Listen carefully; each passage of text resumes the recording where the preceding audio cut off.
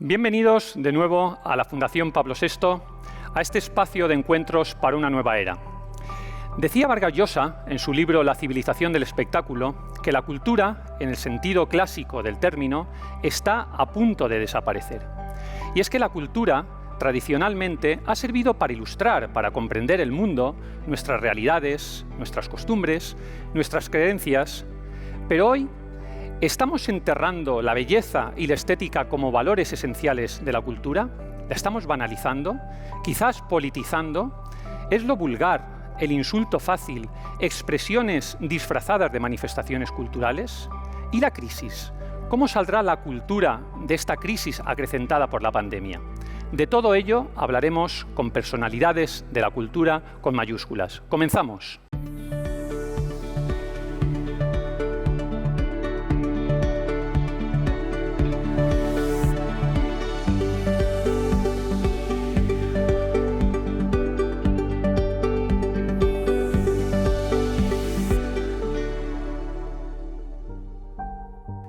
La cultura tiene nombres propios y hoy aquí tenemos a tres invitados absolutamente excepcionales. Lorenzo Caprile, diseñador, modisto, creo que le gusta, le gusta hablar más de modista. Modista, que tú eres periodista. Y un verdadero, en todo caso, destilador de la cultura a través de la moda, es medalla de oro al mérito de las bellas artes. Rafael, encantado también de tenerte aquí con nosotros, escritor, crítico literario. Y Pilar Jurado, soprano, directora de orquesta, compositora y presidenta ha sido de la Sociedad General de Autores. Bienvenida. Muchas gracias. Y tendremos también, a través de la videoconferencia, como solemos hacer también en otros programas, a Amelia Valcárcel, filósofa, escritora, vicepresidenta del Real Patronato del Museo del Prado, y a Gregorio Marañón, presidente del Teatro Real. Antes de comenzar este diálogo, vamos a ver un vídeo con algunos datos. La música, la danza, la literatura, el teatro. Tradicionalmente, la cultura era esa especie de conciencia que impedía dar la espalda a la realidad, ese conjunto de conocimientos que permitían a las personas desarrollar su juicio crítico.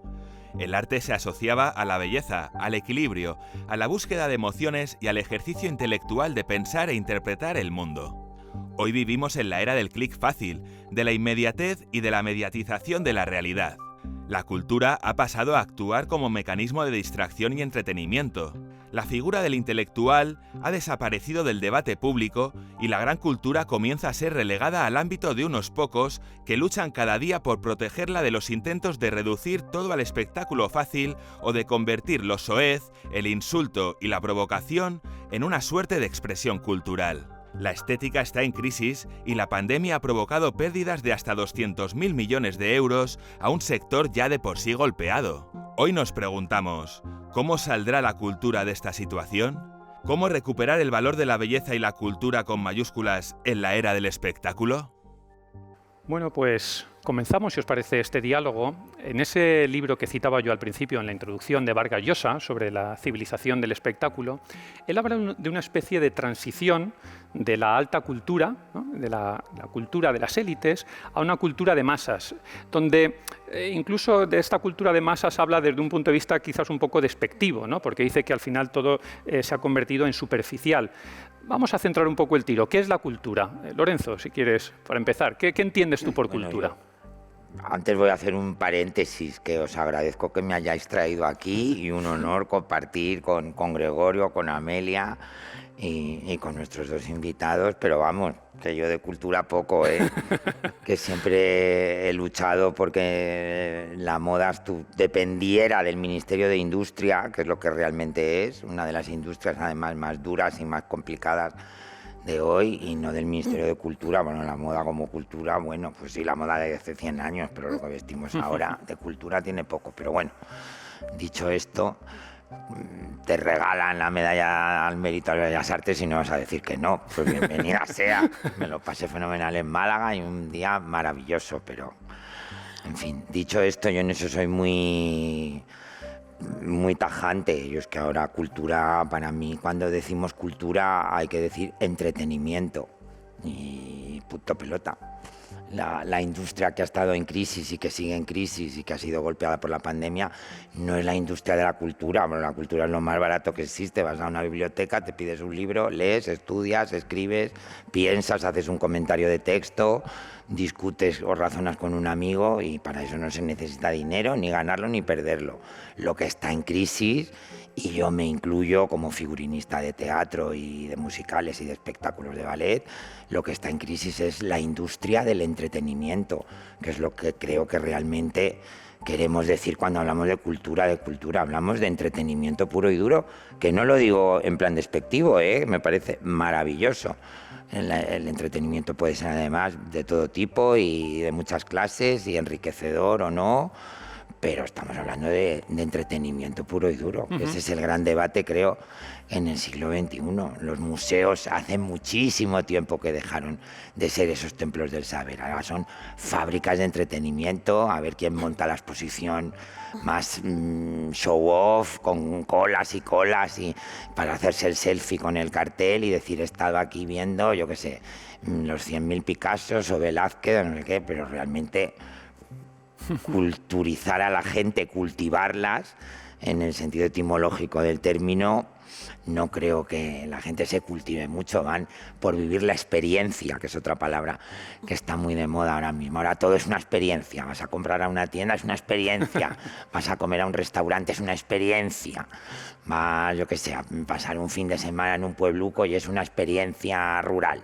Pues eso es entretenimiento puro y duro, que no es una crítica, ojo, simplemente vamos a llamar a las cosas por su nombre. Y Rafael, nada más. ¿estás de acuerdo? ¿Todo es cultura? ¿Todo es o hay que limitarlo? Parcialmente, estoy de acuerdo parcialmente. En primer lugar, yo creo que hay que dignificar lo que antes se consideraban artes menores. Por ejemplo, estoy pensando en John Ford.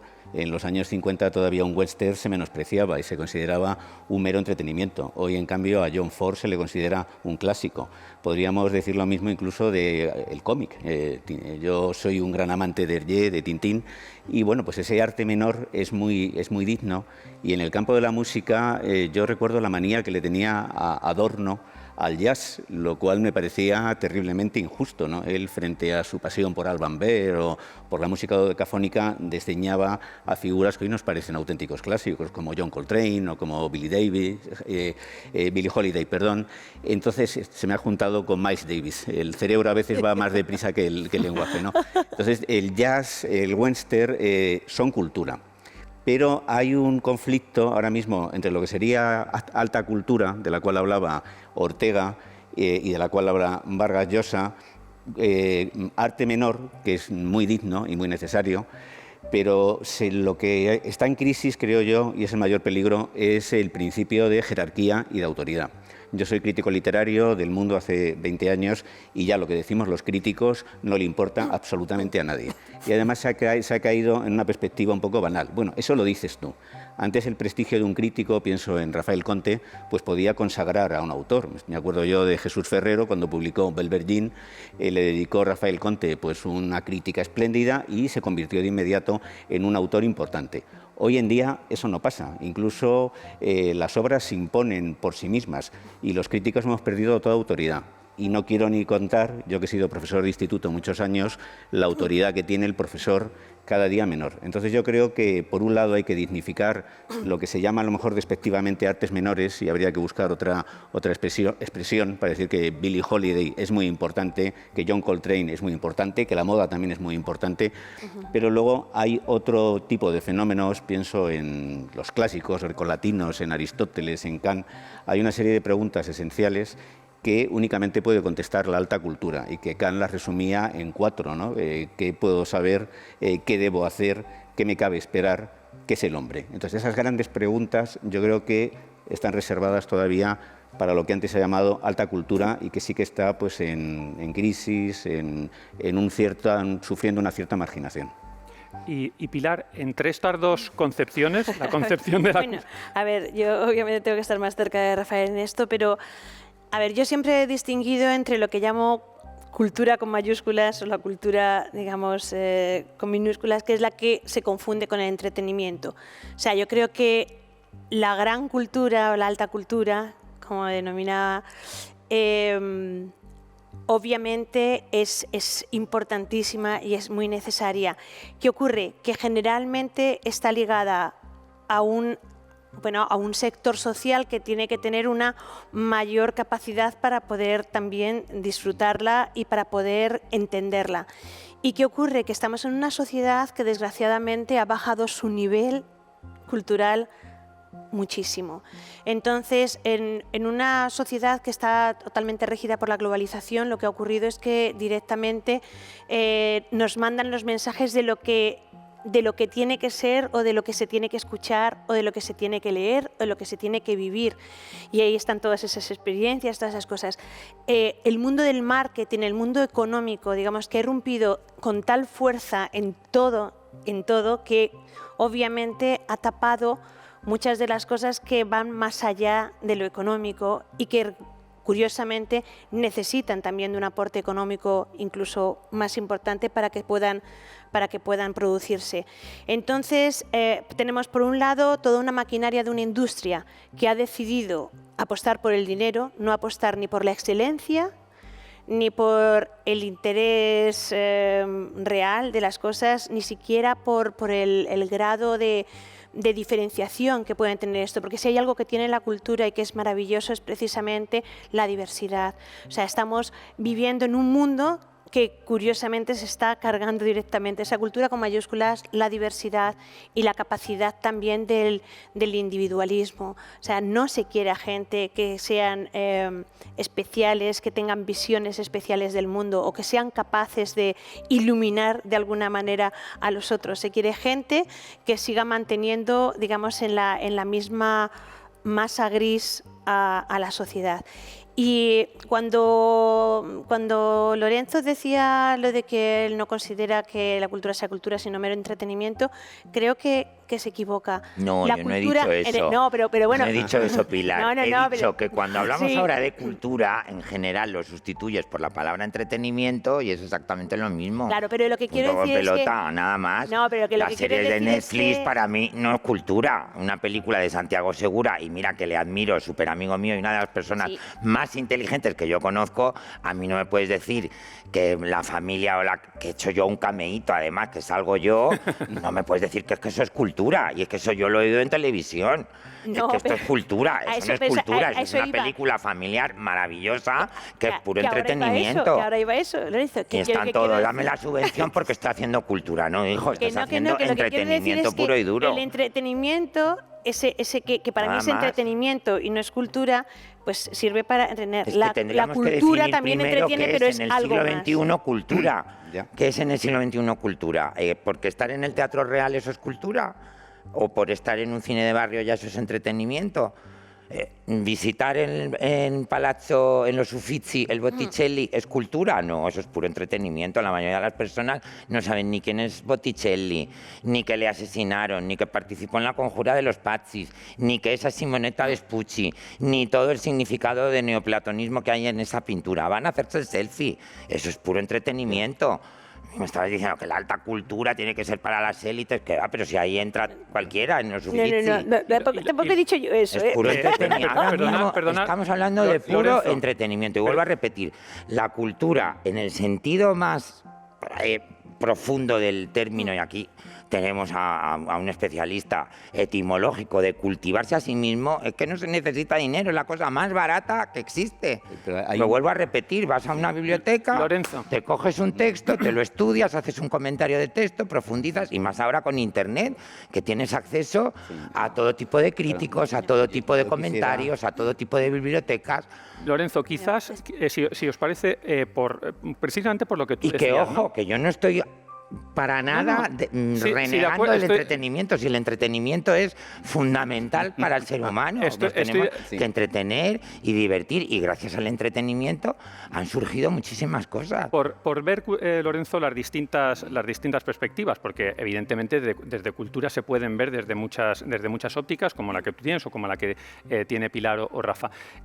Quizás nos parece, por poner un poco alguna base en común, que eso que llaman ahora la democratización de la la cultura.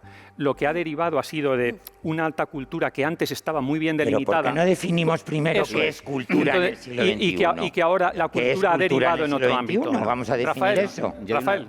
Y hay una cosa, bueno, hablarte de este debate, yo creo que las preguntas que yo antes mencionaba y que están en Kant, que se supone que es un punto de inflexión en la historia de la filosofía, nos las seguimos planteando todos. ¿Cómo justificar nuestros actos morales? ¿Qué nos cabe esperar? Ahora con la pandemia hemos tomado conciencia de nuestra fragilidad, del hecho de que somos seres finitos, de que la muerte nos acecha y que puede sorprendernos en cualquier y esas momento. preguntas las responde la serie Acacias 38 de Televisión 1. ¿Eso es cultura? No, yo pienso que Perdón un momentito, Lorenzo, que termina Rafael. Quiero hacer una precisión muy importante y además tomando una idea de Vargas Llosa. Todos tenemos dentro demonios interiores, un lado morboso y perverso, que unos son capaces de desinhibir y llevar adelante pues, sus fantasías más perversas y otros, por el contrario, inhiben. Si desde los medios se fomentan esos demonios de los que hablaba al analizar la obra de Bataille, pues bueno, que todo el mundo tiene un lado de que ve un accidente y hay algo en nuestro interior que en vez de tener respeto hacia la víctima, sentimos curiosidad por lo cruento. Si desde los medios se dedica a embrutecer a la gente, arrojándole como si el público fuera fieras este tipo de espectáculos morbosos, evidentemente la gente se embrutece. Y otro problema es en la enseñanza. Yo fui profesor de filosofía en instituto antes de pasarme al periodismo y tuve mucho contacto con chavales jóvenes. Por ejemplo, di clases de filosofía, pero también de literatura, latín, etc. Y en literatura cada día progresa más la gramática a costa de la literatura. Los chicos no saben sintaxis, no saben ortografía, pero son capaces de decirte lo que es una oración de relativa en función adverbial. Y yo les hablaba de Gabriel Miró, que es uno de mis escritores preferidos, y le decía que era uno de los mejores prosistas del siglo XX. Y un alumno de 17 años me dice, bueno, ¿y por qué el libro de texto le dedica 2 líneas? 2 líneas a Gabriel Miró. Y en cambio, pues la mayor parte del libro está ocupada por la gramática.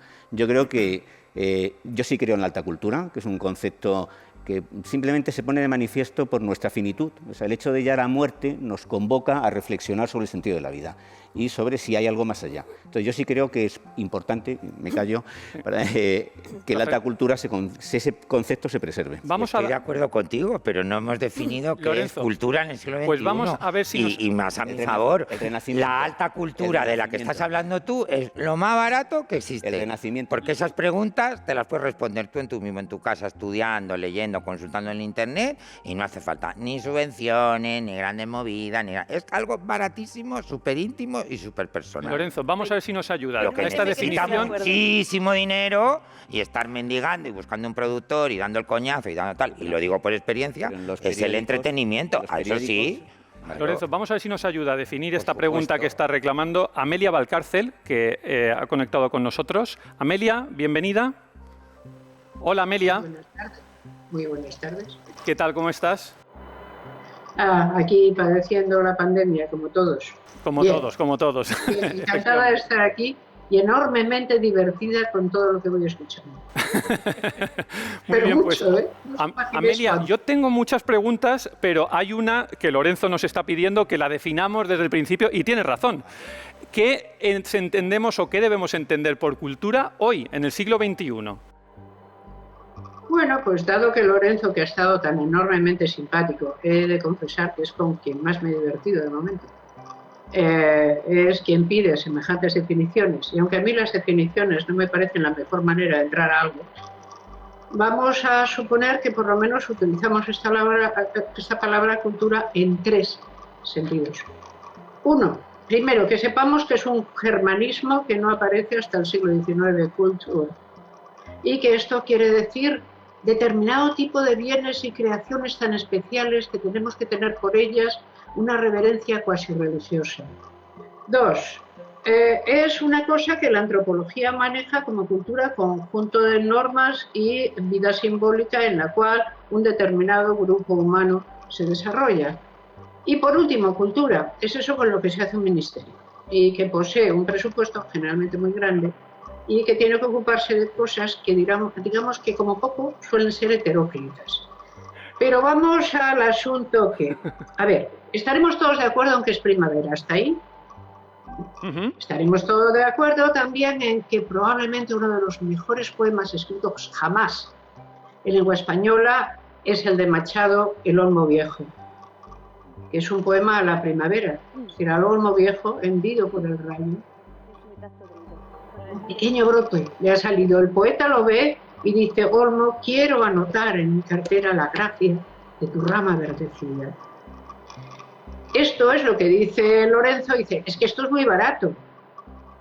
Esto vas por ahí, te lo lees y el entretenimiento, por el contrario, no siempre es barato. Vamos a ver. ¿A vosotros os parece que es igual este chico por el cual se está manifestando alguna gente y llevan 5 días de marea que Antonio Machado? No, en absoluto. Evidentemente no. Claro, evidentemente no. Claro. Evidentemente no. Totalmente Entonces de el acuerdo. asunto es, Antonio Machado ha puesto en el mundo algo que antes no existía y que cualquiera que quiera tener algo que se parezca lejanamente a haber conocido de lejos el espíritu, tiene que conocer. Pero no es verdad que sea barato, porque para que una persona pueda disfrutar con estas cosas se exige una enorme cantidad de aprendizaje. Es decir, lo que nunca es la cultura, y yo creo que ahí el jurado estará de acuerdo conmigo, la cultura exige una pedagogía brutal, porque se nos presentan como cultura, y sobre todo como alta cultura, productos que, me vais a permitir un latinajo, ¿verdad?, que prima facie, así de entrada, que diríamos, no le gustan a nadie. Nadie es capaz de disfrutarlos. Imagínese a alguien que dice, es que yo la primera vez que escuché la Sinfonía 40 la disfruté mucho. Lo dudo enormemente. O la primera vez que escuché una de las magníficas composiciones de Tomás Luis de Vitoria, o la primera vez que me puse, yo qué sé, delante de un Velázquez, mentira. Todo eso exige, es como subir escaleras y escaleras y escaleras. Tiene razón Lorenzo, que lo estoy tomando como interlocutor válido porque ha sido el más duro de todos. Tiene razón en que dice, oye, todos los que van a los Uffizi y se ponen delante de Botticelli es que tienen una alta cultura, unos más y otros menos. Pensemos una cosa, y en eso creo que no tiene tanta razón. Es la primera vez en la historia de la humanidad que tal cantidad de gente tiene acceso a la gran cultura. No le vamos a llamar a la alta cultura, sino a los grandes contenidos de cultura. Nuestra capacidad, por así decir, de fruición está exponencialmente multiplicada. Yo me explico lo de Adorno, cuánto he disfrutado también esa intervención, ¿no? Me explico lo de Adorno, porque claro, Adorno dice, bueno, ¿qué es esto? Dice, no, en la época de la reproducción técnica que nunca termina, pues no, la música lo que hay que hacer es escucharla cuando uno es niño, desde la habitación de arriba, porque sus padres han llevado unos amigos y están tocando una sonata en el salón, y eso de ir y que simplemente se compre uno un disco no va a reproducir jamás lo que era aquello. Era pelín elitista, ¿no? Adorno. Va a ser verdad, en el Hotel Abismo eran así. Amelia. Pero de nuevo lo que Jurado dice, a ver y termino de momento, porque me dejáis. La cultura puede ser entretenimiento, pero no es su destino final, serlo. La cultura no nos salva de nada, no nos hace mejores, no nos enseña el sentido del mundo, tampoco. O sea, no imaginemos que es tan trascendente, simplemente es un enorme desafío para cumplir una cosa que dijo Kierkegaard. Si tú eres un ser humano, mídete con esto. Porque si no te puedes medir, mira, probablemente lo parezcas, pero no estás dando la medida, no es la de esas cosas. La de esas cosas. Y pensemos además, y ahora es verdad, que estamos hablando al fin y al cabo de Occidente. Es decir, lo que llamamos nosotros alta cultura, la gran cultura, ¿hasta qué punto es planetariamente valorada como tal?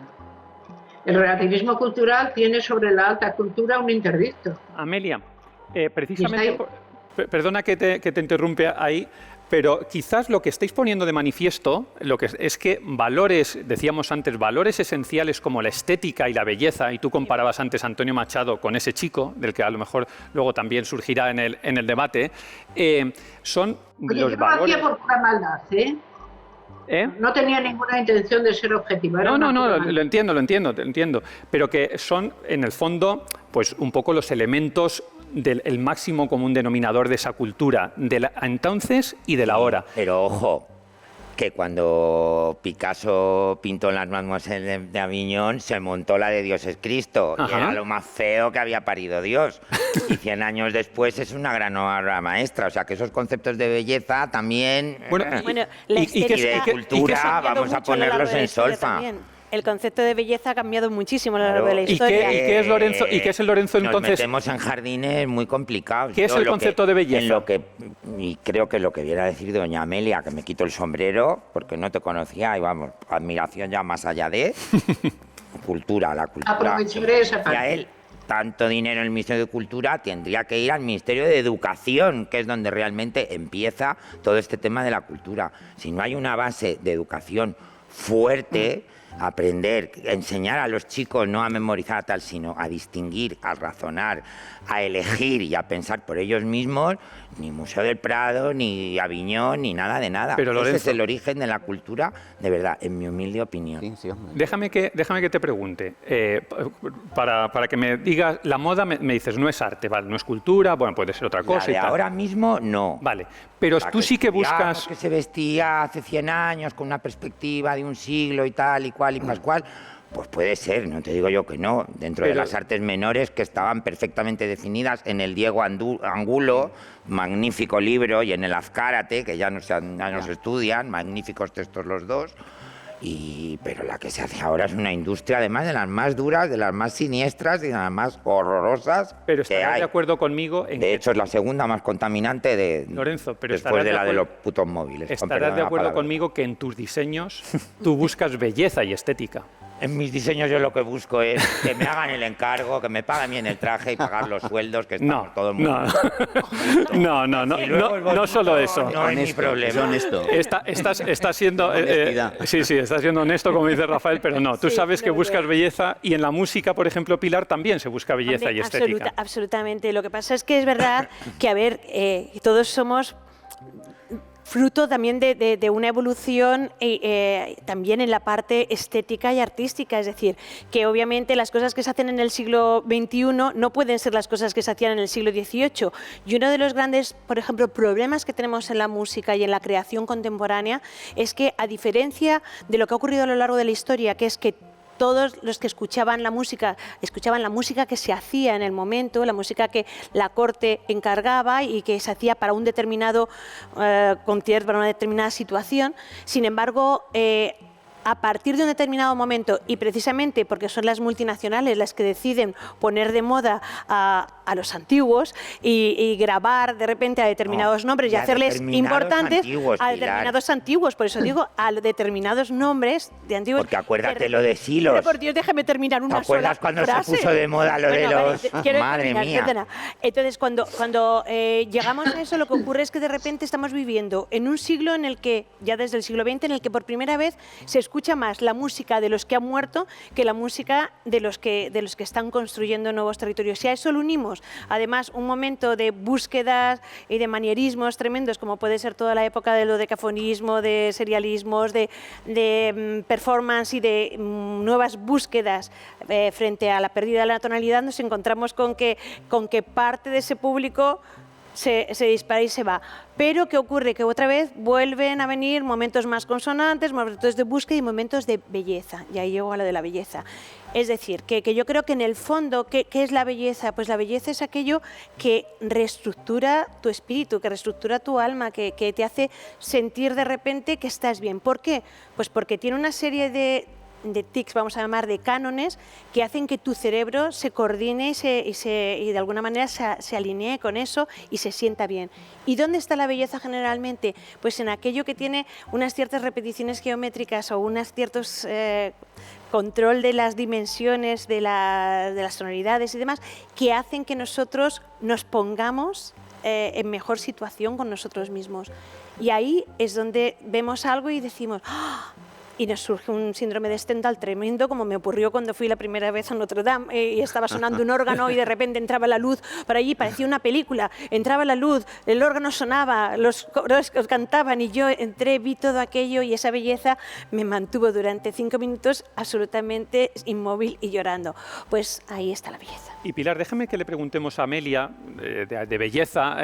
Ella escribe mucho sobre estética y ética, partiendo de aquella idea de Wittgenstein, ¿no? De cuando decía que ética y estética es lo mismo. Bueno, me estoy metiendo, Amelia, en un terreno que es muy tuyo y que lo conoces perfectamente, ¿no?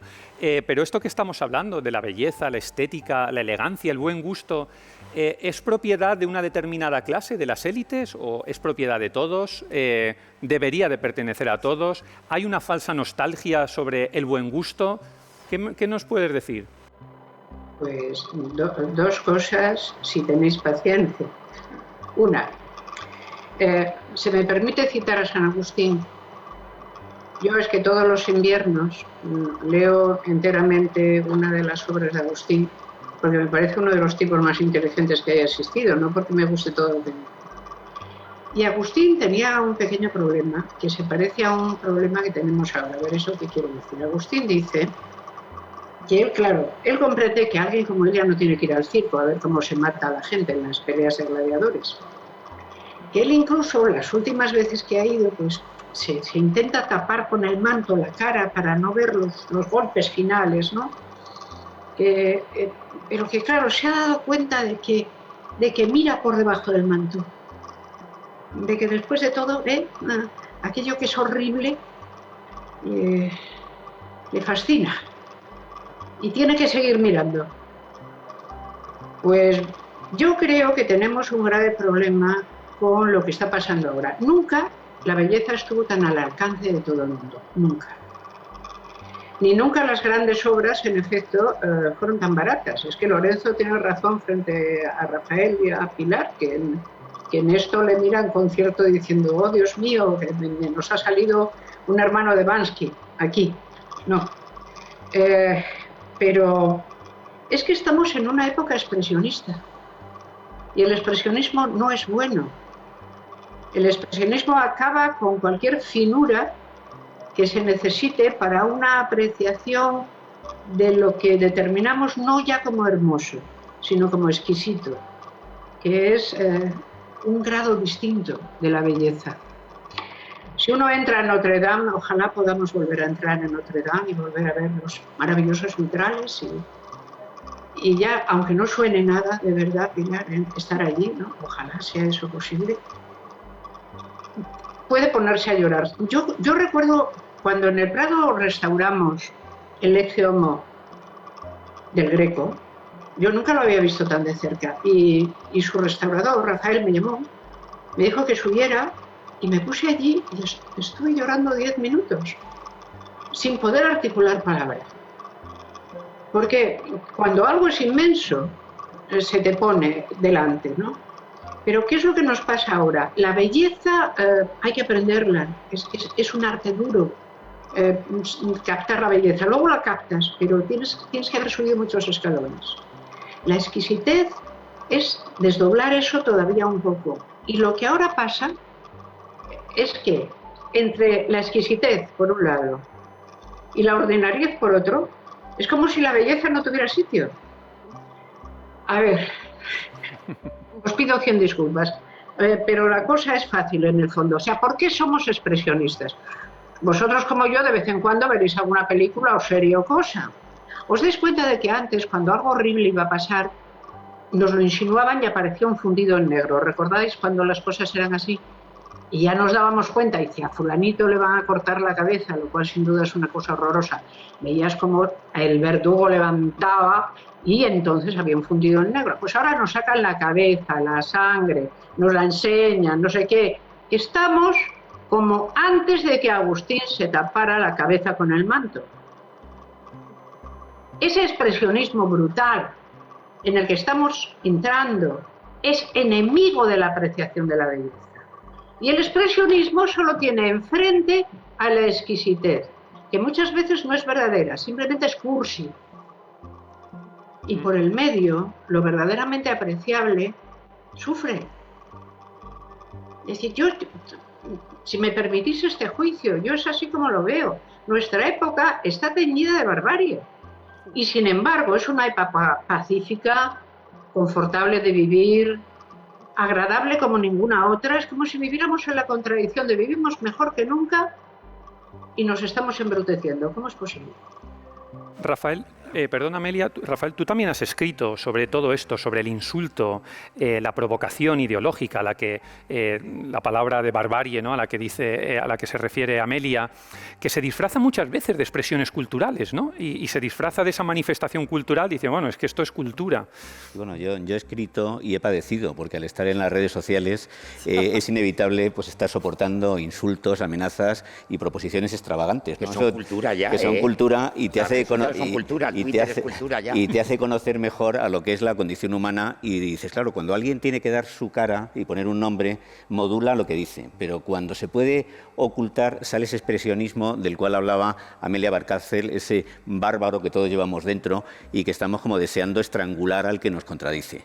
Yo creo que hay un concepto muy importante que no ha surgido hasta ahora en el debate, lo he mencionado yo, que es el de paideia, el que utilizaban los antiguos. Hay una obra clásica de Werner Jaeger que se llama Paideia y que no es simplemente educación, sino una especie de pedagogía de la vida.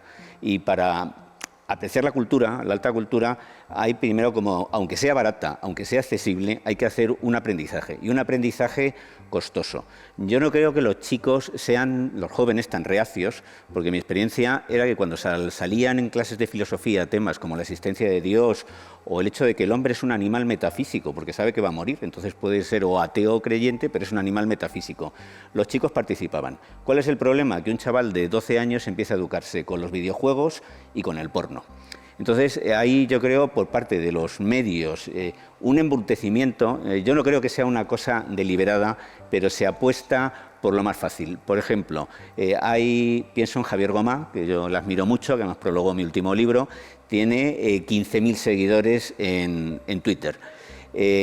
Cualquier modelo que suelte una barbaridad o se baje un poquito la ropa, de repente, pues tiene 1 millón de seguidores. ¿Qué es lo que hay que recuperar? Creo yo, no menospreciar las artes menores, pero hay que recuperar el sentido del esfuerzo. Y eso lo decía José Lezama Lima en el prólogo de Paradiso. Dice, es difícil lo que escribo, pero yo os invito a hacer ese esfuerzo porque os revelará la existencia de algo maravilloso. Entonces, hace falta pues cultivar el esfuerzo y recuperar incluso el sentido de jerarquía. Y están muy bien los Beatles, pero los Beatles nunca se hubieran comparado con Mahler, ni lo hubieran pretendido, ni Hergé se hubiera comparado con Botticelli. Entonces, las artes menores son necesarias, pero también hay que dejar claro que las grandes preguntas están reservadas a lo que ¿qué diría que es la alta cultura? Lo que dijo el Renacimiento. O sea, la cultura clásica. Y luego lo que se ha ido incorporando, como dice Amelia, pues Antonio Machado ha incorporado al mundo una serie de poemas que han sobrevivido a la prueba del tiempo, cosa que en cambio no va a hacer este chico, ¿no? Esto es una notoriedad efímera. Rafael, dejadme que introduzca un nuevo ámbito de la cultura, que es el tema de la política, que es siempre muy escabroso. ¿Creéis que está, directamente os pregunto, está politizada la cultura? Lorenzo. En relación a lo que ha dicho él, yo es que tú dices que no crees que sea algo deliberado. Yo no sé si es deliberado, pero bueno, ya que sucede, pues no lo vamos a impedir, porque cuanto menos cultivadas estén las nuevas generaciones, pues más fáciles son de influenciar y de manipular y de que vayamos todos por el mismo carril. Entonces, teledirigido no, pero bueno, ya que sucede... Yo creo que hay un problema muy grande, y es que obviamente la cultura debería estar, siempre he pensado que debería estar más allá de cualquier tipo de tendencia política y demás, pero es inevitable porque al final somos seres humanos que tenemos también ideas personales y que al final pues también se aprovechan desde fuera a veces esas cosas para, ya que pasa el Pisuerga por Valladolid, vamos a reconducirlo hacia donde nos interese. Y lo que dice, y estoy de acuerdo absolutamente con Lorenzo, en que aunque no se provoque, que eso habría que verlo, si pasa, qué bien nos viene. Entonces, el problema es que esto está haciendo una especie de pescadilla que se muerde la cola. Es decir, que sucede como sucede, se empieza a potenciar a esa gente con quien sucede esto y finalmente lo que ocurre es que estamos olvidándonos de la excelencia. Y eso es algo que va ligado para mí a la cultura. Y la excelencia parte, por supuesto, de la educación y de todo esto, pero es que estamos viendo una educación, tenemos los sistemas educativos más terribles que hemos tenido en toda la historia de este país y no lo estoy diciendo yo, lo dice Visas y lo dice Europa. O sea, entonces, ese es el problema. Es que cuando yo he estado viviendo en Alemania o he estado viviendo en Bélgica o demás, es que los niños, cuando van a la escuela, están viviendo cultura. ¿Pero por qué?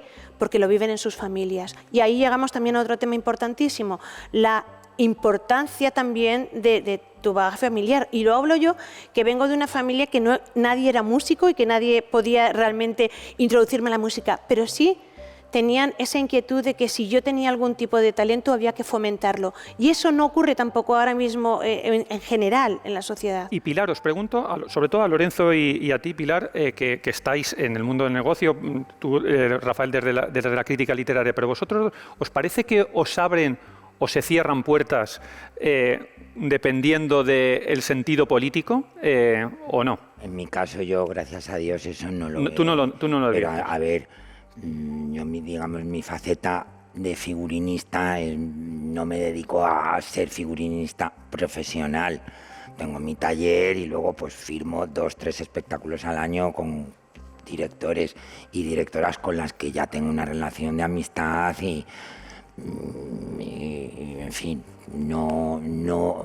nunca he tenido ese problema.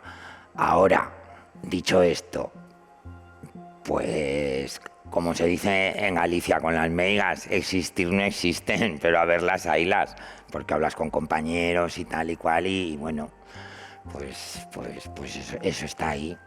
¿Tú, Pilar, tienes la misma sensación? A ver, yo tengo que decir que me he sentido siempre bastante bien tratada por todos en general, pero también es cierto que como dice él, que a lo mejor pese a que lo que hago llegue a un sector muy alto, no tiene esa influencia a lo mejor con la sociedad que pudiera tener otra gente, o la influencia que puedes tener es desde un lado mucho más positivo y más, como decía yo, desde ese lado excelente, que yo creo que yo siempre me he sentido que han apreciado lo que yo hacía, entonces no puedo decirlo. Pero obviamente también creo que tiene que ver con eso, con que a lo mejor los sectores hacia los que nosotros podemos influir son mucho menos numerosos que los de otro tipo de culturas. Y Amelia, aunque quizás la pregunta que te vamos a hacer es una pregunta que está más en el entorno de un lugar donde yo tengo por lo menos el honor de compartir contigo, que es el Consejo de Estado, pero cultura y libertad de expresión, ¿dónde están los límites? Aquí. Bueno, es un maravilloso tema de estudio para ese lugar en el que de efecto coincidimos. A ver, algo en Europa fuimos dejando claro en los últimos 2 siglos. Hemos de admitir que cualquier persona diga lo que bien le parezca.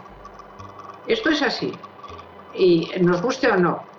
Es decir, asociamos la libertad con una especie de idea de que ello solo caerá. Es decir, cuando algo no vale, por mucho que se exprese, por mucho que tome el primer plano, en el fondo no tendrá la fuerza necesaria para mantenerse como algo que merece existir.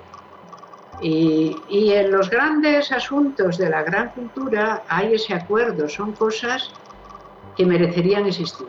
Es decir, que merecerían existir porque merecen que hayamos existido, puesto que las podemos dejar como herencia y las hemos sabido apreciar. Es lo que se llamó en el siglo XIX la religión del arte.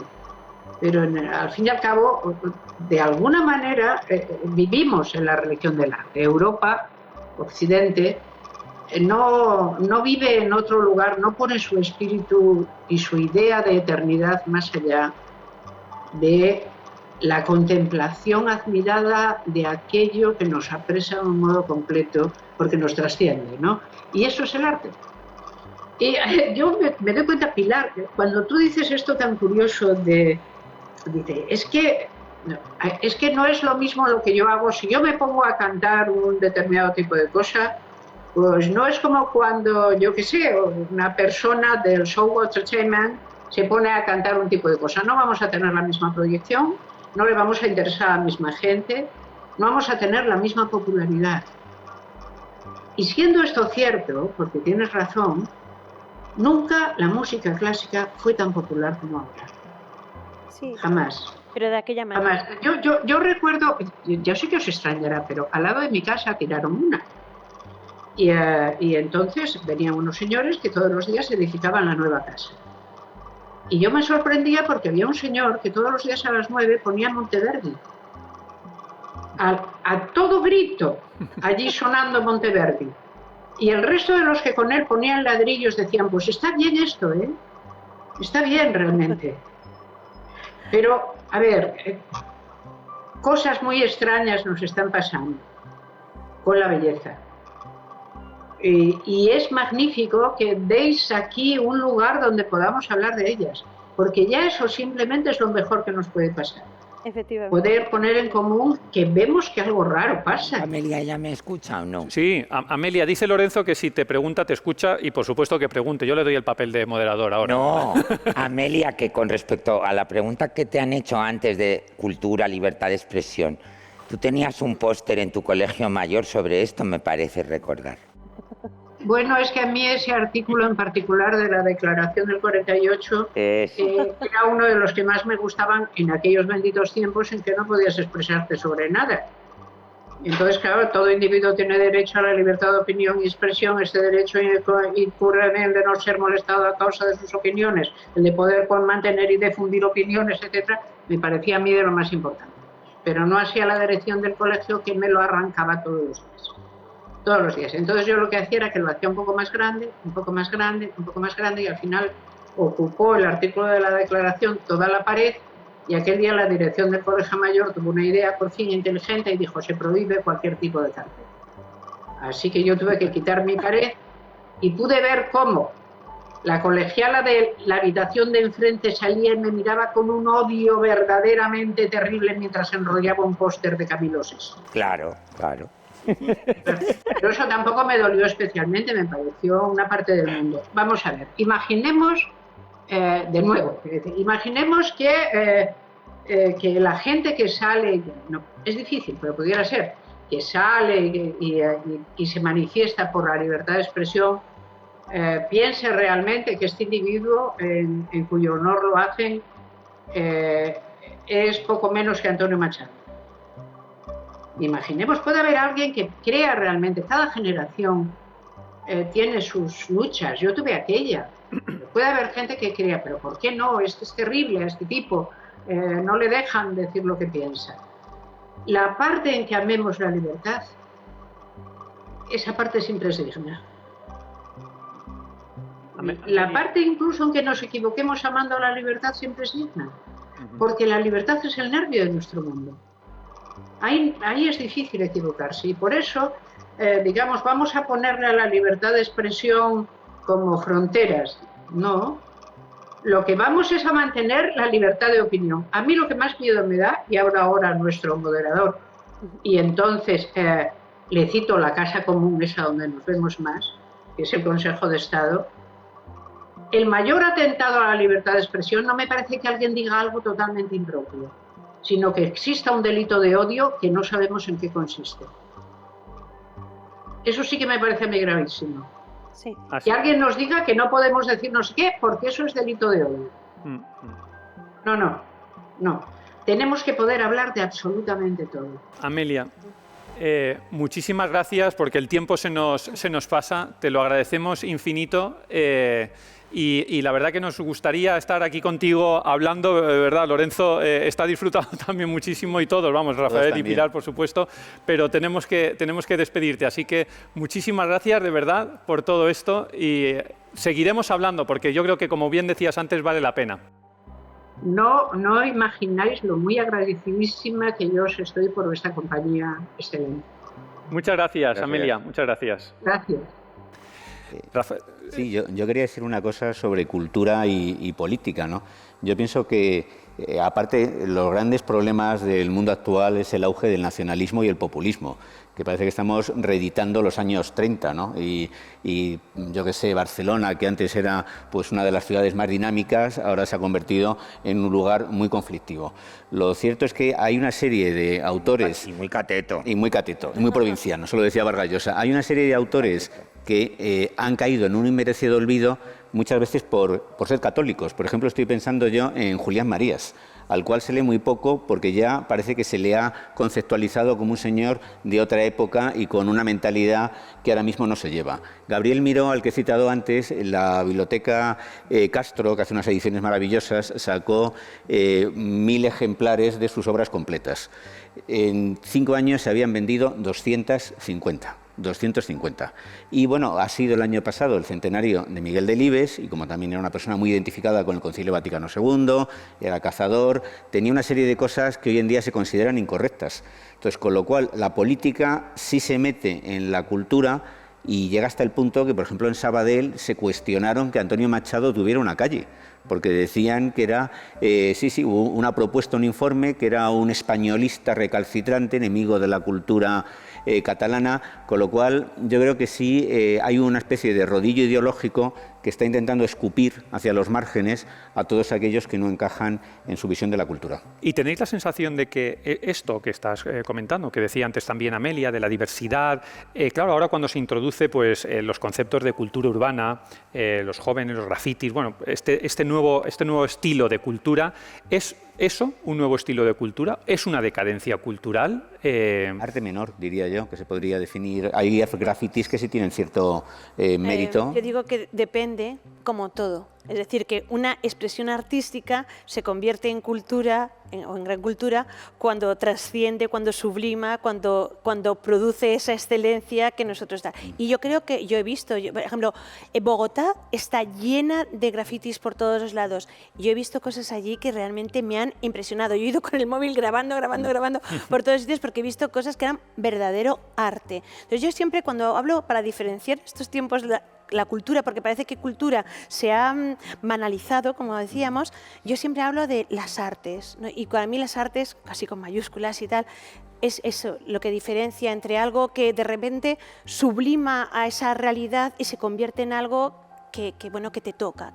Y Pilar, y cultura y religión. Porque precisamente esto que me estás diciendo al final también nos lleva un poco a la cultura es culto, el culto religión. La religión ha sido también la depositaria de la cultura y la impulsora de la cultura durante mucho tiempo. Estamos intentando ser tan neutros y tan respetuosos que a veces estamos neutralizando la cultura desde ese punto de vista. Tú has escrito también mucho, sí, Rafael. Lorenzo, ¿qué opinión tienes? Sí, el último libro que he publicado es precisamente una semblanza de 12 místicos. Y hoy en día ser un escritor, intelectual y declararse, por ejemplo, abiertamente católico, ya te incluyen pues, dentro de lo que es supuestamente sinónimo de facha, ¿no? De persona intolerante. Luego habría que ver que dentro del catolicismo ha aportado grandes pensadores en el siglo XX y grandes teólogos. Estoy pensando en Jacques Maritain, por ejemplo, ¿no? o Emmanuel Mounier. Y hoy en día pues hay una especie, en España yo creo que hay una especie de fobia contra todo lo que suene a cristianismo, y hay una tendencia a menospreciar al intelectual que tiene convicciones religiosas. Y los que lo tienen casi lo dicen por debajo, de una manera clandestina. Yo creo que sí, yo pienso que la religión desempeña un papel muy importante. Insisto en que el hombre es un animal metafísico y la pregunta se la hace siempre. Y hoy en día, pues bueno, se han visto manifestaciones hostiles hacia la religión.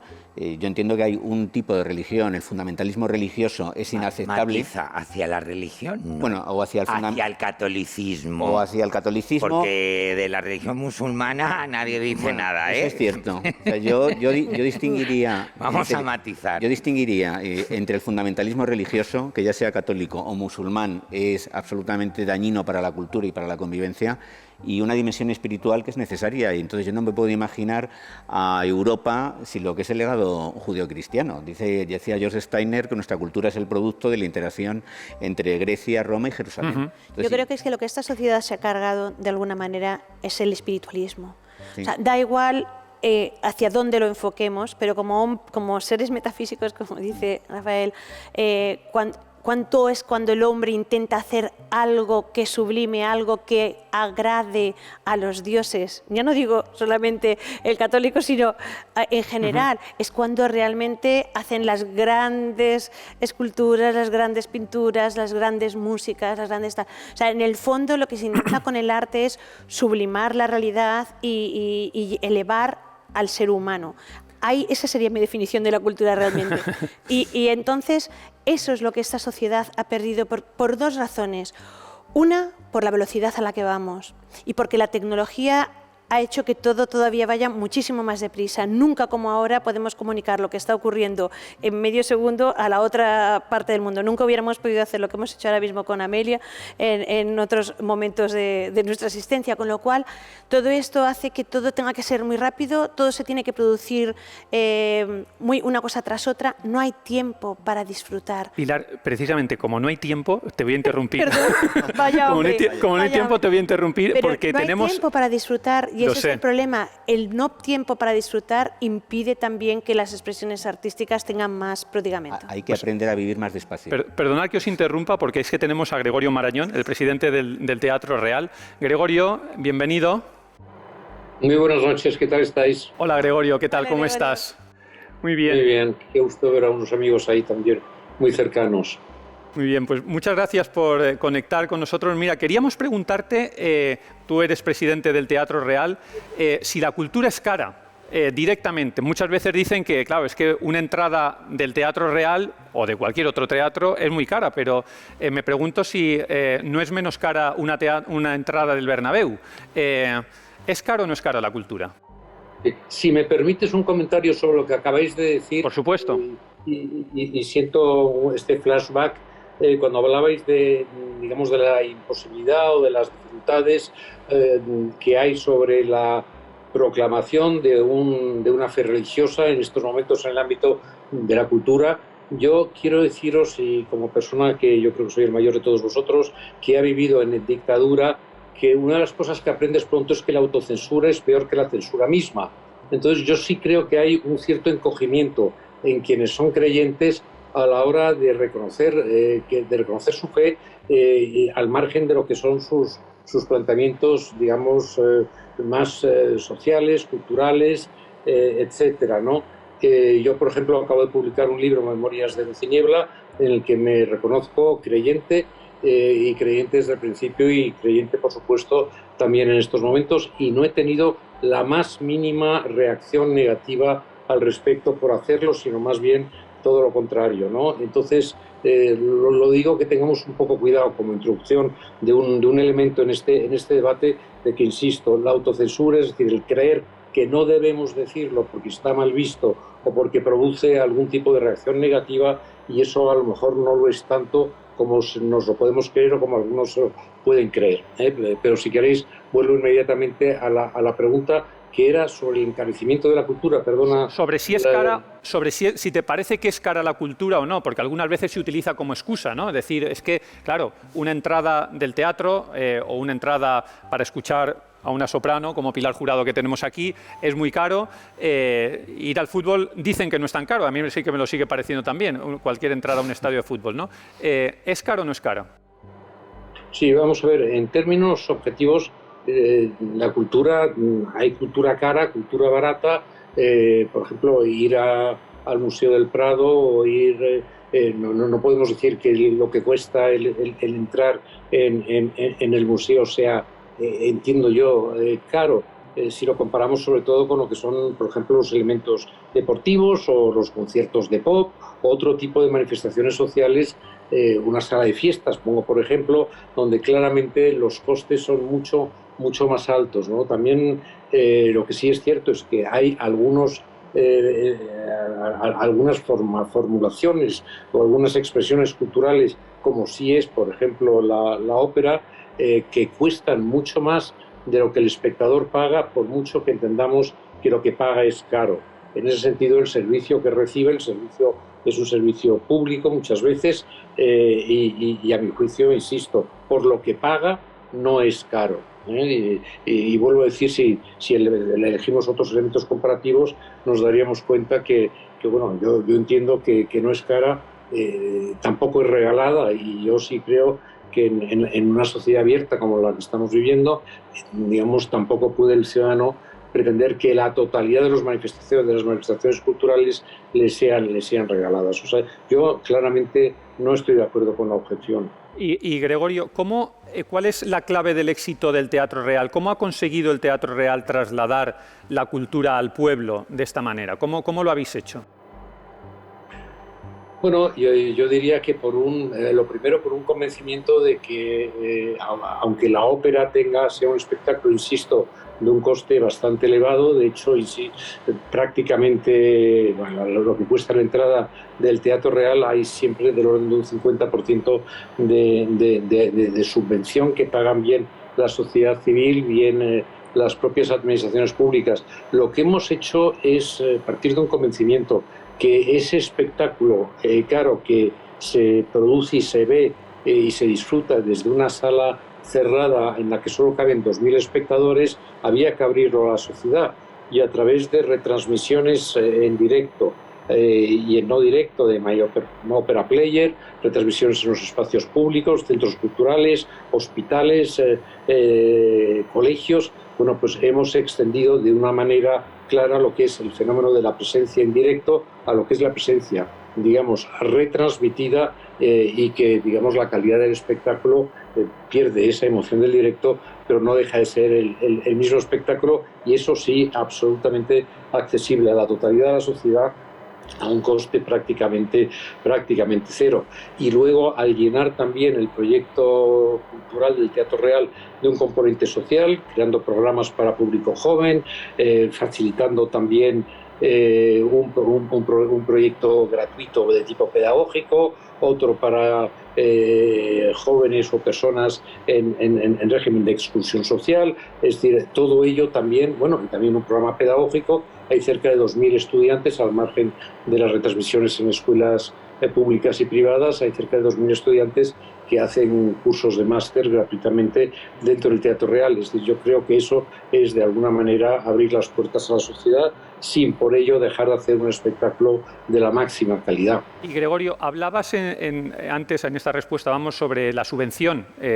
¿La subvención de la cultura es necesaria o hasta dónde está el límite de la subvención? Vamos a ver, yo creo que la cultura es en sí mismo un servicio, un bien social, ¿no? Socialmente deseable. Y bueno, nadie se cuestiona en países más desarrollados que el nuestro, culturalmente hablando, como puede ser Francia, Inglaterra, como puede ser Alemania, pero nadie se cuestiona la subvención a lo que es la cultura. Bueno, que además de hecho la cultura aporta cerca de un 3-4% del Producto Nacional Bruto, pero no se lo cuestionan no por esta aportación a lo que es el crecimiento económico de estas sociedades, sino porque básicamente la cultura tiene un elemento identitario que es un bien social, y sociedades, digamos, tan fraccionadas territorialmente como la española, pues necesitaría yo creo que claramente de un refuerzo de estos elementos identitarios de tipo cultural. También la sociedad, la cultura comporta pues una cultura inteligentemente planteada, comporta también elementos críticos y elementos utópicos al tiempo, que son obviamente también socialmente, yo creo que actitudes y posicionamientos, por decirlo de alguna manera, que contribuyen al bien común. En ese sentido, yo vuelvo a insistir, yo no creo que la cultura sea cara, y más bien lo que diría es que en España convendría que hubiera incluso más subvenciones públicas para la cultura. Pues Gregorio, muchísimas gracias por tus respuestas, por tus valoraciones, y hasta la próxima. Muchas gracias a vosotros. Pilar, ¿están bien pagados los actores? ¿Cuándo? Actores en general, no actores del cine. ¿Ahora? Ahora Está todo fatal, y ahora estamos todos con la pistola puesta aquí y bueno, intentando reconstruirnos, intentando reinventarnos, intentando hacer que lo que hacemos y lo que queremos seguir haciendo, ver cómo podemos darla. Yo creo que, a ver, hubo una época en la que en España se pagó mucho, a veces incluso en exceso, por cosas que en otros lugares del mundo no se pagaban. Y que se tiró mucho dinero de esa España que progresaba y que estaba tal, y que éramos como los nuevos ricos, que de repente por todo se pagaba y se pagaban 80 millones por traer a Pavarotti y para tal. Luego después pues vinieron las vacas un poquito más delgaditas y entonces se recolocó, y digamos que entonces ya se nos ajustó a todos un poquito, ya iban viendo lo que pagaban en otros sitios y se ajustó. Y ahora estamos en un momento en el que yo creo que bueno, pues que es que no te puedo decir en este momento, porque en este momento no lo sé, pero bueno, yo creo que se adecuaron más o menos, pero es verdad que se han ido reduciendo paulatinamente bastante los cachés de los artistas en general. ¿Y por qué? Precisamente porque se han aumentado muchísimo y en demasía a todos estos que son los que llenan las redes, y ahora pues un empresario prefiere pagar a uno que le va a traer 200.000 seguidores por la red que a alguien que va a traer 15.000, aunque sean 15.000 mentes brillantes y estupendas. Y ese es el mundo en el que vivimos. Y en ese mundo en el que vivimos, Rafael, de cibercultura también, sí. ¿Dónde queda la expresión humana? Porque si un algoritmo acaba haciendo música, un algoritmo puede acabar haciendo moda, un algoritmo puede... No, ya la hace. ya la hace. Un algoritmo, ¿dónde queda la expresión humana? ¿Dónde queda el factor humano del artista en de la cultura? Hombre, yo creo que las redes sociales son una herramienta extraordinaria, porque permiten a muchas personas expresarse, e incluso si no tienes el acceso a colaborar en un medio, puedes crearte un blog. Entonces ha habido una democratización de la cultura. Lo que pasa es que, claro, dentro de esa democratización no hay que perder el sentido de jerarquía. O sea, a mí no se me ocurre compararme con Immanuel Kant. O sea, yo sé que hay una distancia sideral entre él y yo, aunque nos movamos en un ámbito parecido. Hablando un momento, yo quería solo añadir una cosita, hablando de las retribuciones. En el mundo de la prensa es un desastre. Un desastre. Si yo tuviera que vivir de mis artículos, sería mileurista. En el mejor de... Yo los ingresos los obtengo pues colaborando con fundaciones, trabajos de gestión de editor de textos, pero ahora mismo las retribuciones son ridículas. Y en algunos casos los escritores tienen que poner dinero para publicar sus libros.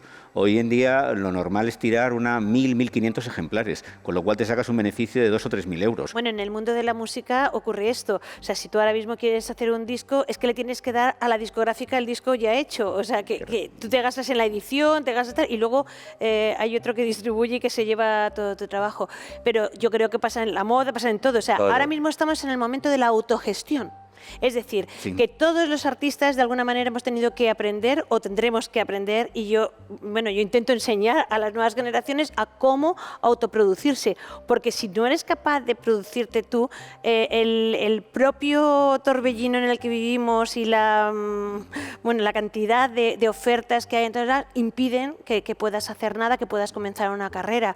O sea, ahora mismo yo cuando pienso en los nuevos artistas, en las nuevas gentes que también tiene que haberlas con mentes brillantes y con capacidad de crear cosas interesantes, pues sí, tienen las redes, y todo el mundo cree que por tener las redes ya tienes algo, pero no tienes nada. Las redes es como salir a la calle y poner tu violín y ponerte a tocar y que te echen monedas. Eso son las redes. O sea, las redes necesitan marketing, necesitan dinero, necesitan gestión, y todo eso... Y tiempo. Exactamente. Y todo eso es, otra vez el tiempo, y todo eso es máquina económico-festiva.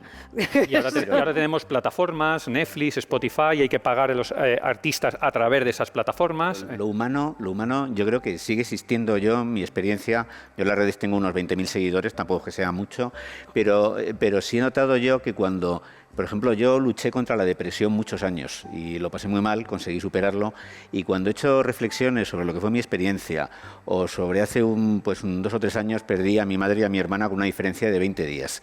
Cuando surgen estos temas humanos y buscas al mismo tiempo un sentido, una respuesta a las inquietudes que tenemos todos, yo creo que en general hay una buena respuesta, porque frente a esta, no sé si minoría que alborota y que insulta, yo creo que también hay una gran mayoría de seres humanos con sensibilidad, con ética y dispuestos a aplaudir la excelencia. Lo que pasa es que el que más chilla, más se le escucha. Yo creo que lo humano también está en las redes sociales buscando un hueco, y de vez en cuando lo encuentra.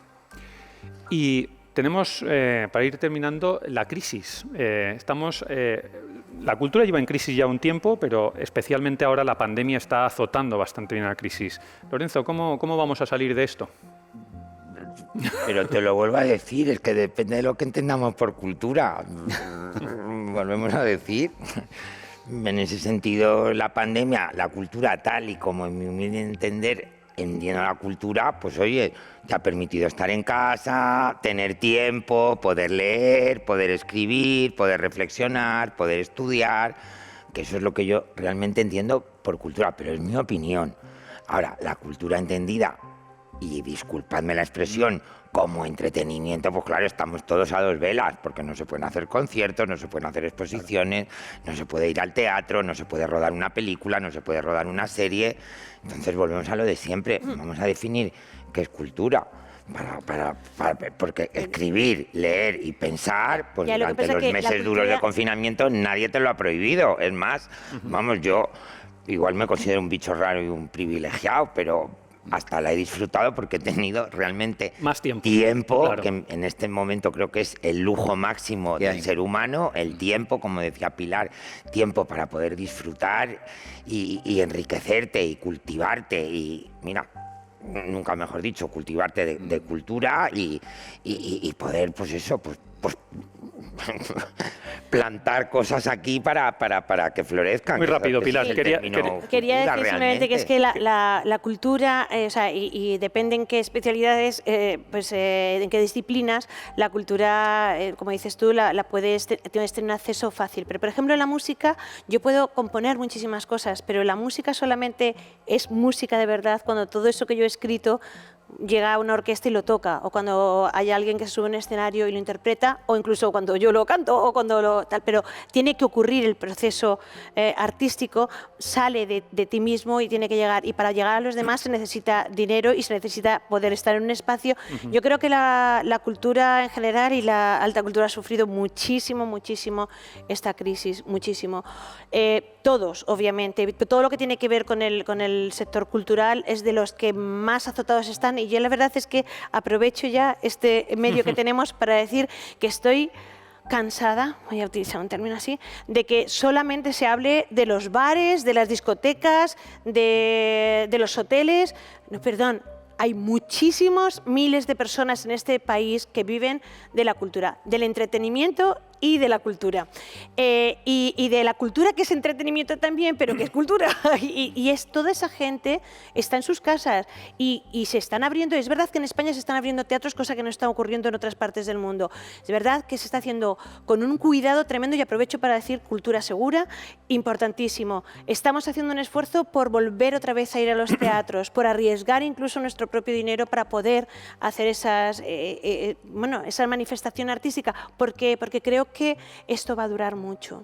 Y esto necesitamos también que la gente se acostumbre a vivir con esto con mucho cuidado. Aquí matizo y digo una cosa politiquísimamente incorrecta. Dice Pilar, en España, y yo especifico, sobre todo en Madrid. Vale. Vamos a dejar las cosas claras, porque en otras comunidades autónomas los teatros están cerrados, etc., los cines, etc. Y en Madrid, ahí lo dejo. Podemos ir al teatro, podemos ir al cine, podemos ir a los conciertos, porque yo he ido al teatro, he ido al cine, he ido a los conciertos y aquí estoy, no tengo COVID, no tengo nada, me han metido el palito ya, hasta por el culo ya me lo han metido, como ahora ya se puede, y estoy libre de todo. La que vamos a especificar en Madrid. Pues ya, que me pongan verde, que digan que lo que sea, pero es que esta es la realidad. Aquí, Lorenzo, terminamos. Rafael, Pilar, muchísimas gracias. No sé si, Lorenzo, hemos acabado de definir cultura. Yo he disfrutado mucho de este diálogo. Yo creo que no lo hemos definido. Pero que gracias a Dios creo que es un término, y creo que ellos también lo comparten, que es indefinible. Sin duda, sin duda. Gracias a Dios. Lo que sí que es evidente, Lorenzo, es que la música la literatura, la moda. Bueno, la moda no lo sé. En general, La todos música, el teatro, todos seguro. estos aspectos de los que hemos hablado sí que construyen belleza, sí que construyen estética, son, como decía el clásico, el alimento del alma, y quizás en este momento de pandemia los necesitamos más que nunca, necesitamos esperanza y necesitamos también de esa belleza y de esa estética que nos dan la cultura. Muchísimas gracias, Lorenzo, Rafael, Pilar, muchísimas gracias. Y gracias a todos ustedes por seguirnos.